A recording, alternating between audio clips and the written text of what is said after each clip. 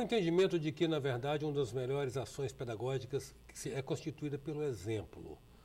O exemplo é que reforça ou, na verdade, que se antecipa a qualquer discurso, por mais bem articulado que ele seja. Os cases, os casos também.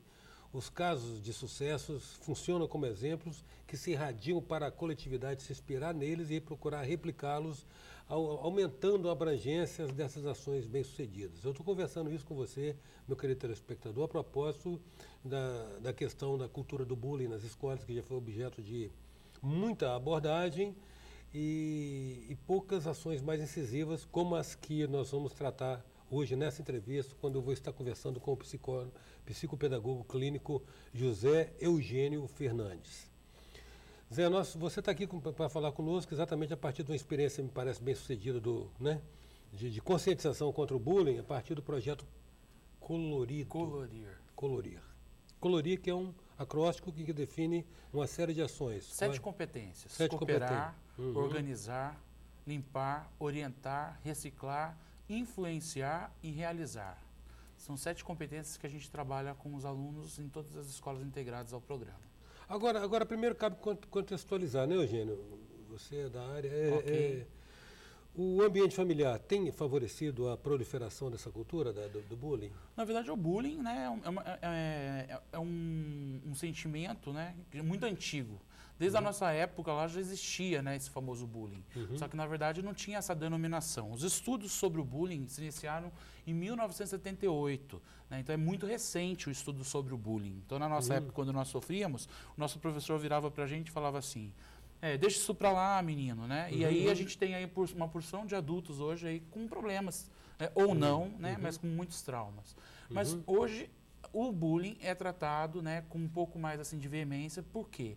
Porque, na verdade, essa globalização, a comunicação, né, tem tornado a temática mais conhecida e, com isso, a conscientização de todos que estão envolvidos nesse processo, né? Seja a vítima, seja o autor e assim por diante. Construir instalações, erguer escolas, dotá-las de equipamento, em suma, resolver as demandas materiais, as necessidades materiais, parece ser bem menos complexo do que mudar comportamento, né? Na verdade, uma missão, acredito, né? O projeto, quando ele surgiu em 2003, a gente não tinha noção dessa dimensão do que era trabalhar, né, esse comportamento, porque íamos só de encontro ao que existia uma depredação do patrimônio público. Mas a gente começou... A visão era física. A visão era física. Da lesão patrimonial. Exatamente, a visão era física. Só que, a partir do momento que nós começamos a fazer o diagnóstico, a gente começou a perceber que aquela depredação nada mais era do que um grande grito de socorro, né? Tipo assim, os alunos ali, né, estavam vivendo em constantes conflitos e sem espaço para discutir, né? Sem espaço para democratizar a escola. Então, a gente começou com esse trabalho descobrindo o que era, né, essa violência, né, velada, a questão do bullying, através da depredação. Então, eles pichavam paredes, pichavam banheiros, mas, na verdade, como eu disse, era um grande grito de socorro. Tá, aí vocês partiram para formular um programa, né? Na verdade, é um programa. É um né? programa. Um programa. Então, quando nós chegamos, né, em 2003, até então era um programa de responsabilidade social de uma empresa, né? E o cuidado era simplesmente com o patrimônio. E o diretor dessa empresa, então, disse: vamos parar de investir, né, em paredes e vamos investir em pessoas. Começamos com um diagnóstico dentro dessa escola para saber o que se passava, né, com os alunos, com os principais autores mesmo, né, inclusive com as escolas, né, na redondeza, assim, com a comunidade na redondeza da escola. E começamos a perceber que faltava realmente um espaço para se falar sobre essas questões, né, da violência dentro do espaço escolar. Então, assim, a insatisfação em relação às aulas, o trato com o aluno, o trato entre alunos. A gente percebia, por exemplo, muitas brigas nos finais do período letivo. Então, isso tudo foram, assim, instrumentos, né, para que a gente chegasse no diagnóstico. Depois desse diagnóstico, a gente iniciou, então, com algumas ações que pudessem estar ajudando nesse processo. Não podiam ser ações simplesmente pontuais, porque é um problema que todos os anos, a gente vai ter que iniciar sempre do zero, porque tem sempre novas gerações, né, chegando na escola. Mas esse programa iniciou com um carro-chefe, que a gente começou trabalhando, então, com contações de história. A gente criou uma coleção de livros chamada Turma do Colorido e trabalhando essas 7 competências, cooperar, organizar, limpar, orientar, reciclar, influenciar e realizar, a gente fez com que as crianças, os adolescentes refletissem sobre essas competências e pudessem fazer uma reflexão na sua própria vida para saber se diante dos conflitos que eles viviam, seja na sua casa, seja na escola, eles tinham outros caminhos que não a violência. Então, eles começaram a descobrir que era possível, sim, dialogar, né, que o diálogo era importante. Eu acho que esse foi o grande boom do projeto Colorir em 2003, quando ele nasceu. Mas é interessante isso porque a abordagem, vocês definiram primeiro a contação de história. Foi a primeira ação. A primeira ação que aconteceu na escola foi essa, porque a gente precisaria pegar o lúdico. Porque trabalhar matemática como a violência num espaço escolar, sem estar chamando a atenção, né, desses alunos. Então, a contação de história, os livros, né, quando nós chegamos nas escolas, as bibliotecas eram assim, quase que não haviam livros paradidáticos para leitura. Então, quando nós chegamos com uma coleção de livros, com personagens, com a contação de história, que inclusive é uma técnica que a gente vem, de alguma forma, resgatando mesmo, né, da tradição oral dentro do espaço escolar, a gente conseguiu fazer com que houvesse essa ludicidade do projeto e a conquista de todos os alunos e da comunidade escolar. Foi isso. Em 9 minutos, a gente conversa com o psicopedagogo clínico José Eugênio Fernandes. Voltamos já.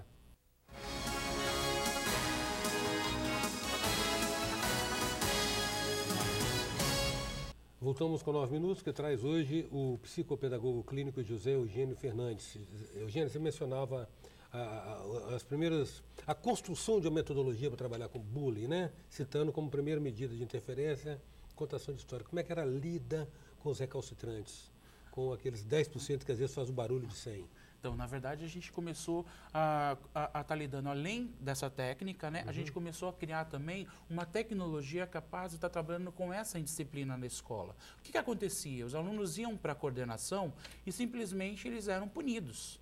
Então, tinha que haver, sim, uma metodologia de restauração para esses meninos que iam para a coordenação. Inclusive, uma capacitação para esses coordenadores também que faziam esse trabalho dentro da escola. Então, a gente aproveitou uma metodologia chamada justiça restaurativa, onde há uma reflexão, né, das ações de indisciplina, né, inclusive hoje é usado inclusive no IASES, né, e a gente já começou a usar essa metodologia dentro dos espaços escolares.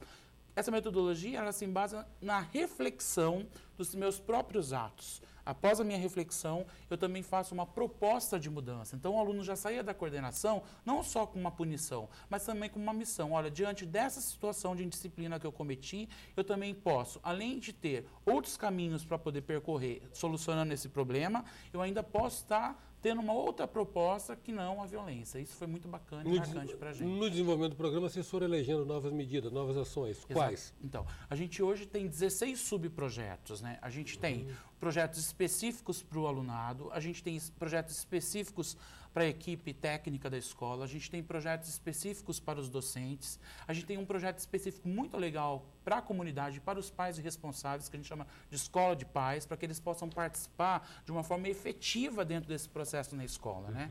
E aí fazendo um tripé, com todo mundo capacitado, fazendo com que a escola consiga fluir e dar resultados, né, que possam não só ser no que tange a relação da redução da violência na escola, mas também, por exemplo, melhorar a não evasão escolar, a questão da aprovação dos alunos nas escolas. A gente conseguiu metas aí de 95%, 96% de aprovação em escolas que tinham médias de 75%, 65% de aprovação. Foram resultados significativos. Mas com relação à adesão dos pais, os pais participaram, os pais se mostraram receptivos? Como é que essa coisa funcionou? Lembra que nós estamos falando de uma ideia que, em tese, merece ser replicada para todo o Estado. Então, no início, sempre há uma resistência ao que é novo. Mas eu acredito que a metodologia utilizada fez com que os pais encontrassem tempo de ir à escola. Então, tudo isso ajudou, né? O momento de ir à escola, o que eles iam fazer à escola, a forma como eles eram acolhidos na escola e também o dinamismo dessas reuniões, né? Não eram aquelas coisas de ficar ali horas parados ouvindo, mas assim, ações em que eles pudessem estar interagindo, participando, democratizando realmente, né, as ações dentro da escola. E acredito que esse foi o boom para a gente, com a participação dos pais. Por quê? Porque esses pais, ao estarem participando do programa se sentiam acolhidos na escola. Então, eu acho que esse foi o diferencial do programa. Agora, veja bem, então na medida que você traz o pai, você acha que a partir daí vocês conseguem neutralizar um eventual ambiente familiar indutor do bullying? Com certeza, porque, na verdade, o bullying, né, é uma questão cultural. Então, a gente, às vezes, por exemplo, vê um determinado aluno com um comportamento pejorativo em relação a outro, às vezes ele ouve isso em casa também. Né? Então, a gente capacitar o pai de que existe a tolerância, que o preconceito não é legal, a aceitação às diferenças, né, é muito importante. Porque já começa a replicar uma mudança de comportamento dentro da família que vai gerar na escola. A violência que a gente vê hoje dentro da escola é resultado de toda a violência que a gente vê na sociedade. Se a gente conseguir mudar lá dentro de casa, né, com a participação dos pais, uma reflexão sobre a tolerância, sobre a aceitação das diferenças, né, sejam elas quais forem, né, questões raciais, né, as questões afetivas, quais forem, né, a gente conseguir fazer essa mudança dentro da casa, então os resultados dentro da escola serão diferentes também. Ô Eugênio, com relação à neutralidade, de uma certa maneira até compreensível e justificável, dos professores até então no processo, que lava a mão, né? Então, Não vai assumir papel de pai? Eu acho